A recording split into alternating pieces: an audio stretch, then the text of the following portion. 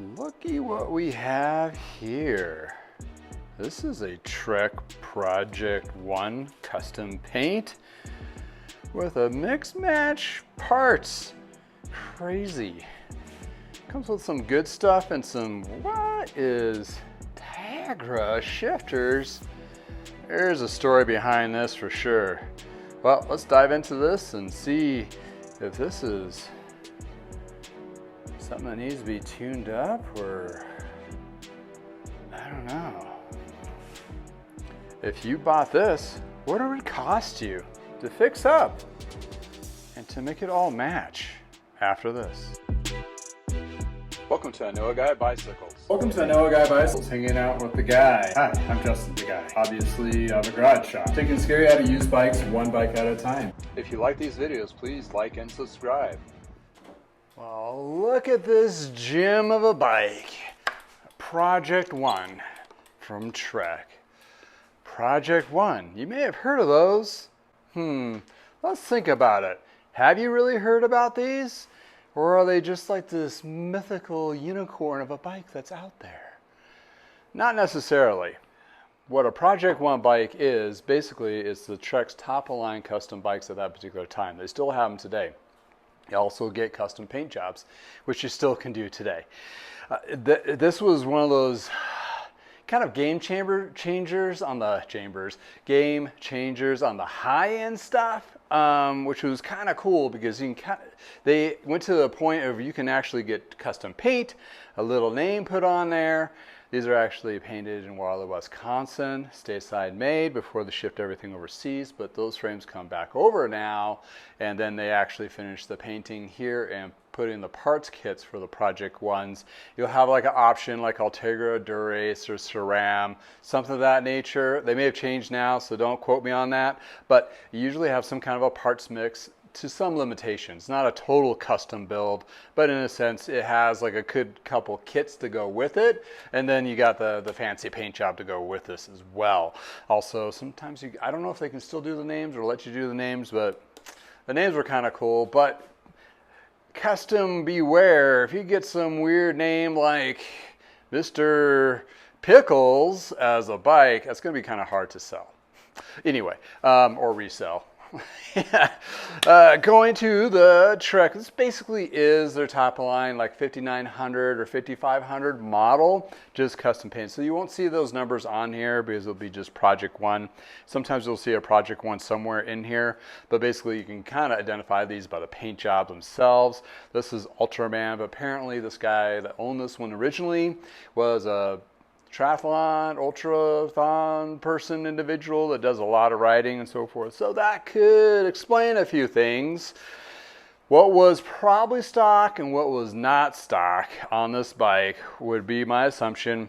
The wheels may have not have been. These are the Syrian Race, but could be. But it's usually the Leets or the Bontrager. On this particular vintage would be X Lite, triple X Lite wheels. So it probably had something with a bad wheel, like I have a pile of these, so they changed them out to the Races, which is my guess. If you're gonna look into the story of the bike, it has Dura-Ace brakes and a Chris King headset. Well, Chris King headsets were pretty much stock on all these Project 1s back in the day. And Dura-Ace is probably something that somebody didn't upgrade, it probably came with it. So I'm thinking this bike came with a Dura-Ace kit, mainly because it does have a Dura-Ace crankset, which is, these are not cheap, and a Dura-Ace triple front derailleur. That's a little bit. This has a triple on it versus a double, which is kind of cool because triples are really nice for the hills that we have here in Colorado, for mountains. Also gives you the extra gear for climbing. I know the industry is trying to go by to only 2x or 1x with compacts, but that kind of really limits your shifting in the back.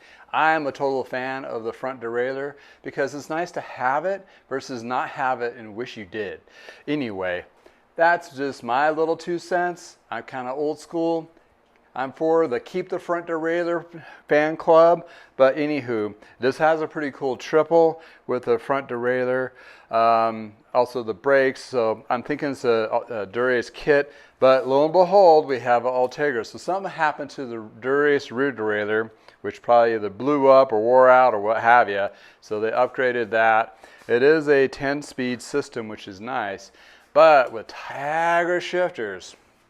Okay, something happened to this bike where the shifters were damaged, or maybe a crash. Does these parts stick out? That's what I'm kind of thinking. Ooh, that makes me a little nervous, because if it's been in a crash or two from a Project 1 Ultraman racer guy or gal, but would have to be a really tall person, the frame may be damaged. We don't know. So I put a big leap of faith on this one. Reason being, Dura-Ace parts and some nicer tidbits, not the shifters, but I can still sell those if need be. I ran through the bike, I inspected it the best I could without taking the parts off. In this case, if it did come to worst case scenario, I could probably sell the parts off and get most of my money back out of this that I purchased it, but I'm hoping that's not the case. I want to be able to bring this up to life and probably upgrade or change out these parts to more of a complete kit. May not be Dura-Ace, because Dura-Ace used shifters are probably more used than I actually paid for the bike, or close to. So we're going to look at another option. But hold on, I got an idea. Part of the interruption, there is more. More, you say? Push the more button. Push it. Push it. I dare you to push it. Once you push that button, you get more details about the video you're watching, in addition to all the tools that I use in the shop, as well as suggestion for improving your ride. In addition to help me provide advocacy in the cycling community, also links to other social media accounts as well as my website to find the products I actually sell and other insights in the industry. Other videos linked below. Extend your cycling experience here on YouTube. And now back to your original programming. So I had this partial kit that was kind of left over from a bike that I refurbished and put to original parts, and the individual had the boxes of them. So I do have Ultegra shifters, derailleurs, and crankset, and it is, you know, a double compact, but this might be a great kind of matchy of the drivetrain, at least, to get that with the shifters to be more complete. So gonna invest that, take these parts here, probably try to sunset or sell them somewhere to, you know, offset for the cost of these, and bring this bike up to a little more uniform, so it's not like high-end, next step down, chain is toast, cassette maybe two. Shifters are like Dura-Ace, Ultegra, 105, Tigra, 4 levels down, then Sora, then Claris, and then Turney. So anyway, I want to at least get this up and going to more consistent. And yes, I'll probably be losing the triple to a double, but it is still yet a race bike for being a Project 1 5500. For the 110 carbon, these also were made in the United States, if you care about those things. So let's set these parts aside, and let's tear into the current ones and break her down and inspect the frame. So here we go. Gonna pop these wheels out. I hope they're still intact. I did kind of check them out pretty thoroughly. You know, the Cerium Race from Mavics are pretty nice wheel set, and what's really a neat little feature is they can do 10 or 11 speeds on these particular free hub bodies. So if you're gonna get a wheel set and maybe upgrade down the road from a 10 to 11, this is actually a pretty decent wheel set to do so. Since the chain, I did measure, it is stretched on this guy, so once I get a new chain on there, I'm gonna have to put a lot of pressure and the tall gears under pressure to try to double check to make sure this cassette is not compromised. So we want to make sure that's not the case. And the wheels seem to be pretty true. I didn't see any dings or so forth. This was a novice competition bike that I got this from. So it was in the race kind of circuit, but not the high-end race, more just your local races and training kind of thing. So it probably didn't get as much use as the pros bikes, of course, but I'm hoping it had a little more maintenance record to it. In other words, parts were replaced, which i.e. the shifters. But then again, let's cross our fingers on this one and make sure, or hopefully I didn't take a dive on this guy.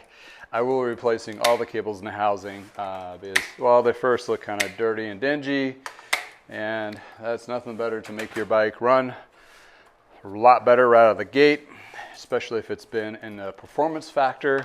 So if you're buying this used for yourself, I would definitely add that as a cost. That's going to cost you 20 to 40 bucks on parts, in addition to the labor to install that, which is the more expensive part. Or you can do it yourself, which is, you know, more than fine and dandy if you are very handy. Oh my goodness, I'm rhyming. That is not a good sign. So this one has a quick link, which is nice, so I don't have to use a chain tool. I will keep this chain and measure it up so I can get the right one on there, or right length on there. I did double check the big and small, so it looked like it was appropriate length. You probably want to check that to see if it's not too stretched, and that, and therefore if you see an issue like the chain's droopy, or small, the chain's too droopy, or big and big, it doesn't want to go there, and it wants to rip your derailleur off, that means your chain needs to be replaced. Or not replaced, but longer or shorter. So you want to make sure you accommodate for that, so you just don't match bad with bad or not install. There's a lot of people, they may buy a new chain, but they don't understand the concept of I need to measure it and match the current, because they just do not know. So they just take that new chain length and just throw it on there. Well, it's going to be like probably this long, 3 or 4 links too long. Most, I have a pile of extra chains that I've been cutting down for new. So that's something to think about, and make sure you got the right size on that, because you definitely don't want to screw that up. Because if it's too short, you may rip your derailleur off, which will damage the hanger. This guy does not have a replaceable derailleur hanger here, so, which is fine until you get into a pickle and break it, but that's not very common on road bikes per se. It's usually mountain bikes that have the bigger issue, because, you know, you're crashing those trees and so forth and doing that kind of thing. But road bikes, if you're looking at a used road bike, like a nice titanium or a carbon like this guy, and it doesn't have a replaceable derailleur hanger, as long as the hanger's fine, most likely you're going to be okay. Back in the day, they were able to debond these, take it out and put a new one on there.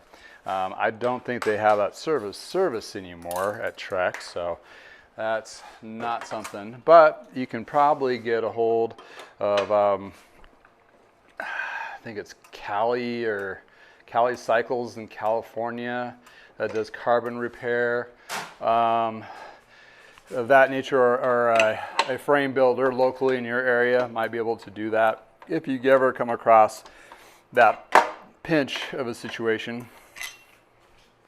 So just taking the pedals off. These are junky, so I'm just going to pitch them.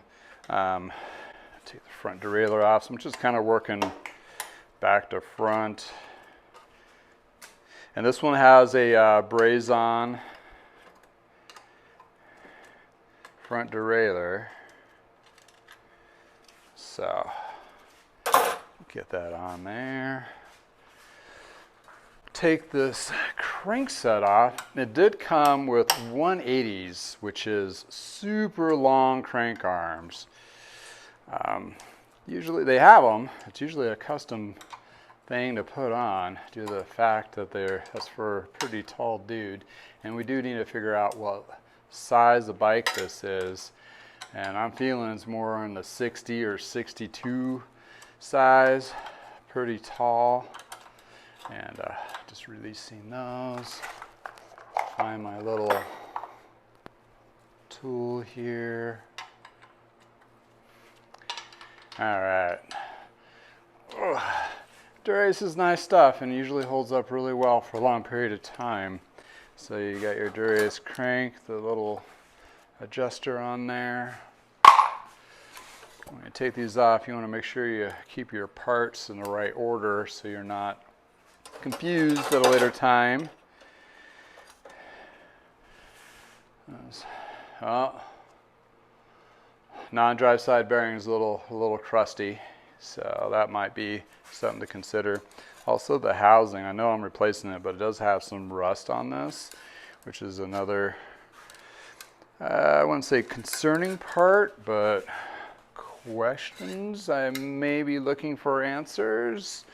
So the last bits I'm going to take off is the bottle cage. First, I like to make sure that these bottle cage braze-on bolts are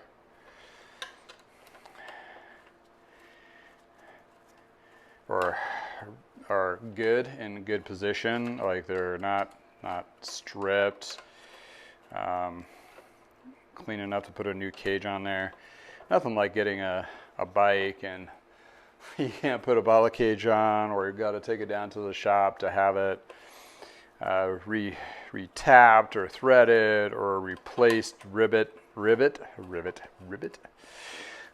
So this is showing a little bit of a little rust there. So it's seen a little bit of weather,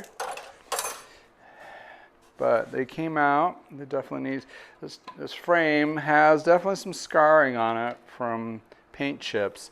I don't think it has any damaged parts that I noticed, so I really need to dive into this to the point where I can clean it and get a better inspection, and also possible a couple tap tests to make sure we're in good working order, because safety is first in my book, and that's why I do this, to make sure whoever gets a road bike from me will have hopefully the best safe experience possible. I mean, I am human, granted, but hopefully with my age of doing this has actually enabled me to just by muscle memory take care of majority of issues without too much thought put into it.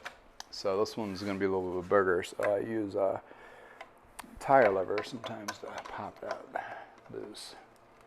Come on. That way I'm not damaging the frame. I know it's wiggling a little bit. Come on.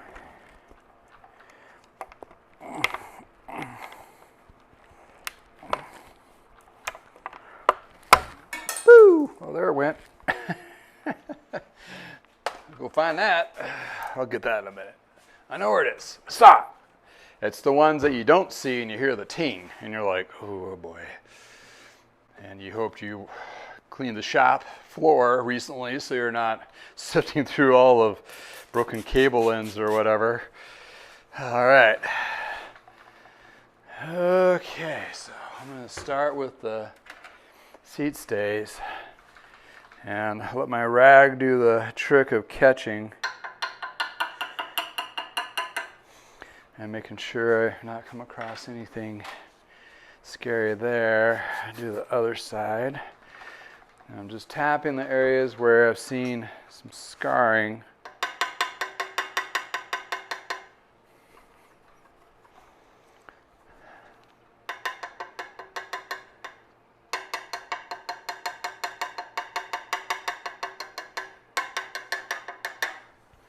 That's looking pretty good.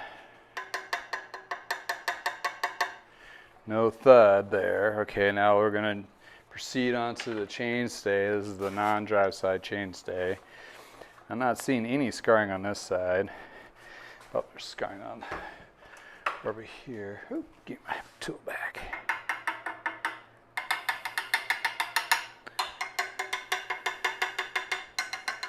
What I'm looking for is that thud sound, like thunk, or soften of the wall thickness. That's where it'd be the bigger indicator for sure. And I don't think I've seen anything on the seat tube. Top tube, we're looking pretty good. Down tube.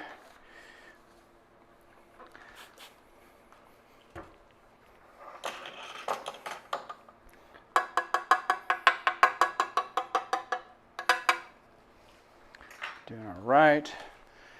Head tubes are pretty thick. It would have to be pretty strong impact, but you know, nonetheless, it could have a crack from a crash or something. Fork blades actually don't look too bad.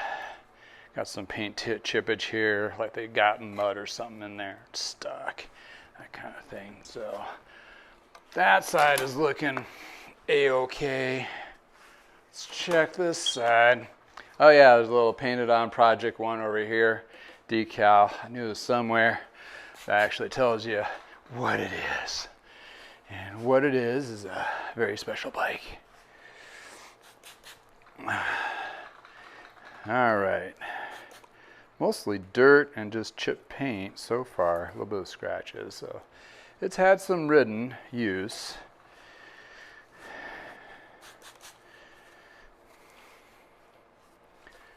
Do it down to there.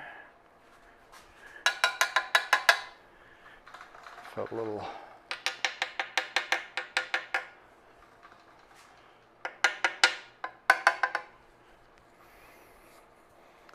back to this side, inspecting. All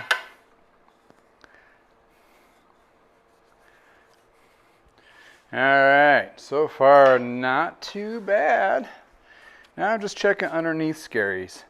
This is where you may have some. That's not as far where the bars went, so.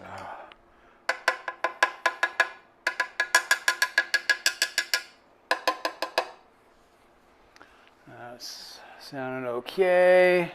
Underneath these chain stays, or seat stays, chain stays.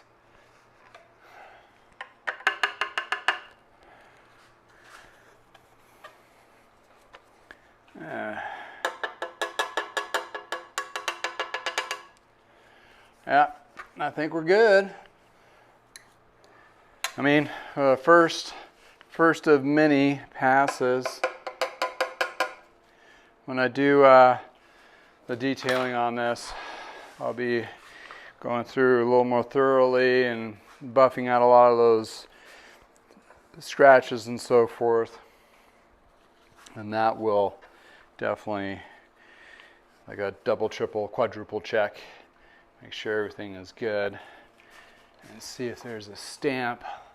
Oh, there it is. See, they stamp the inside of the dropout for the size. So this is a 60 centimeter frame. That's how I will know without having to do mystery measurements. So there we go. We're gonna clean her up, polish the frame, make sure the wheels are really good, add those new parts, and get this thing all buttoned up and ready for its new owner. So actually what you put into it, well, if you're going to have to do parts like this with the swap of replacing new to used, this would have been probably a $400 to $500 lift on parts, in addition to the labor and so forth. So in this guy, if you were going to do it yourself and sell stuff and work on it, you're still going to have a close to $1,000 to $1,200 investment, not including labor. If you're including labor, this bad boy could have run you up towards closer to $1,500, maybe $1,600. But you know, with my abilities of selling old and repurposing some used and being very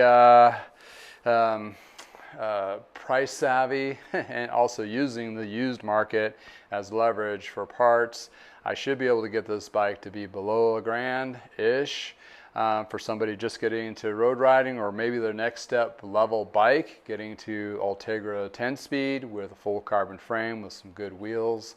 This will be the bike for you. So check out these beautiful pictures of the final result. after this.